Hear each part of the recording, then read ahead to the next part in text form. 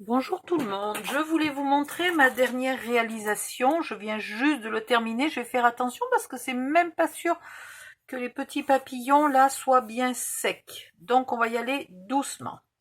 Alors il est assez grand, j'ai pas l'habitude de faire toujours des réalisations bien grandes, il fait environ 22 par 22, voilà. D'un côté vous avez ici un bijou d'album avec la tranche, etc. De ce côté-là, vous avez la vitrine, évidemment, de la pâtisserie. À l'arrière, vous avez une petite boulangerie. Et sur le côté, une autre petite tranche. Voilà. Il tient fermé par un ruban.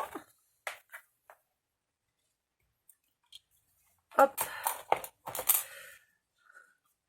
Il s'ouvre comme ça. Donc ici, vous avez une grande pochette à souffler. Je vais vous montrer après comment ça fonctionne.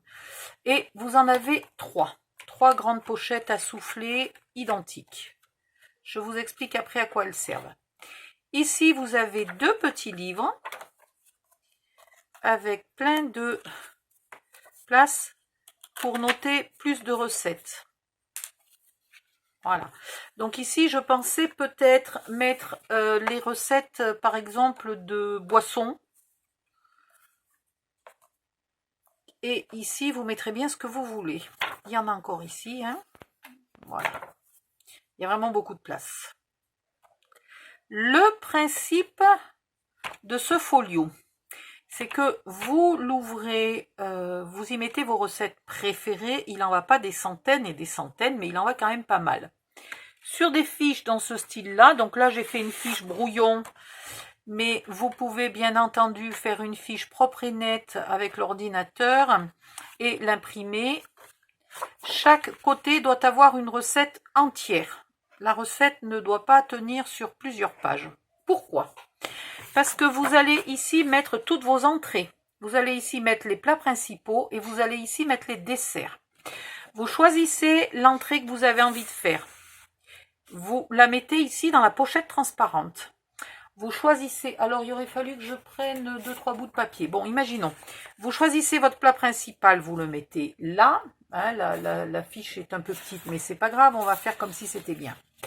Et vous choisissez votre dessert, vous le mettez là. Puis, vous le posez comme ça sur votre table. Alors évidemment, les fiches recettes sont pas à la bonne taille. Alors c'est pas, ça tient pas bien parce que c'est pas la bonne taille. Mais bon, on va imaginer peut-être celle-là. Voilà, il ne faut pas que ça fasse 21. Non, mais elles font toutes 21 de large. Et en fait, mes fiches recettes font un peu moins que 21. Donc, on va se faire une fausse fiche recette vite faite. Hop, voilà.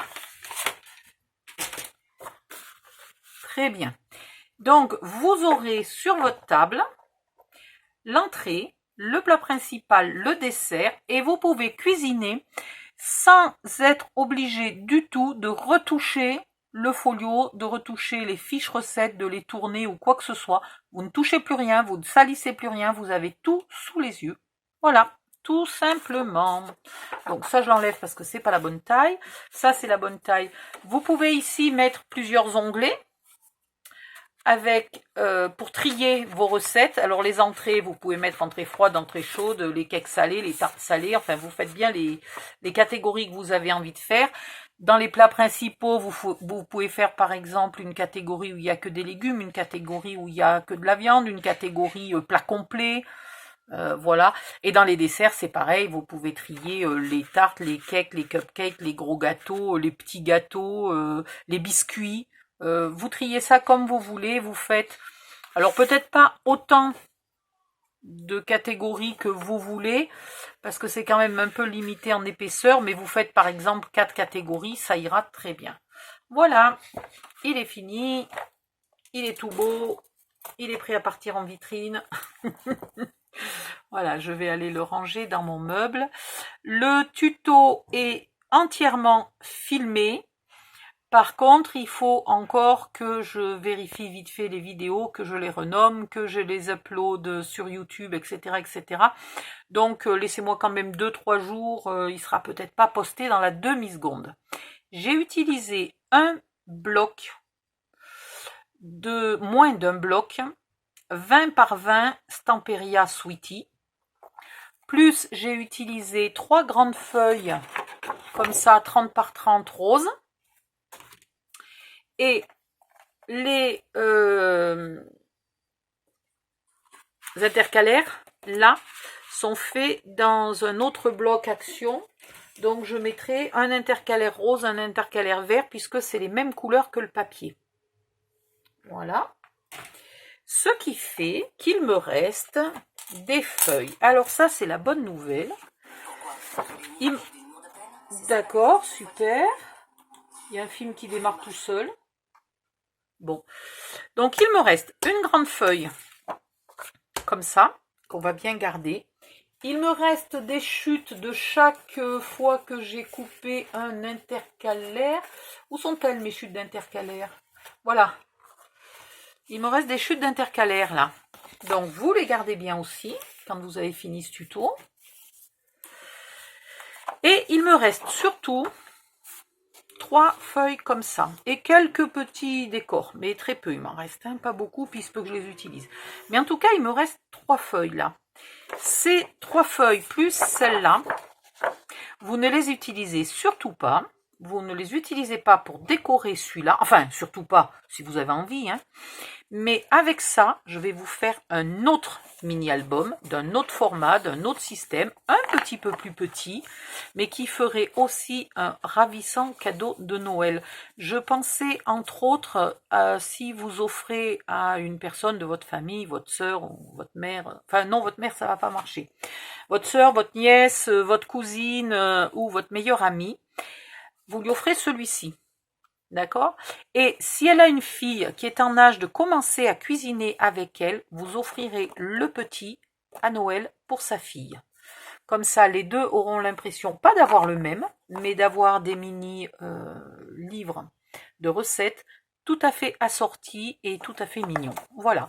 Donc, vous gardez ces 3 pages et celle-là. Je vous conseille, si vous suivez mon tuto, de mettre exactement les mêmes papiers aux mêmes endroits. Parce que j'ai bien réfléchi et celui-ci, par exemple, là, si vous décidez de le mettre ici, on lui coupe la moitié de la tête. Vous voyez, il y a des choses qui font pas. Donc, j'ai beaucoup réfléchi au positionnement des papiers et je vous conseille pour une fois, si vous utilisez le même bloc que moi, de respecter la disposition. Si vous l'avez acheté en 30 par 30, débrouillez-vous comme vous voulez, vous aurez du rab, etc. Et si vous utilisez un autre papier que celui-là, si vous êtes dans mon groupe, je vous ai mis des dessins là de pâtisserie. Et dans ce cas-là, vous choisissez par exemple un papier action un peu dans les mêmes tons, le rosé vert là par exemple qui est tout nouveau, si vous l'avez déjà trouvé, il ferait très bien.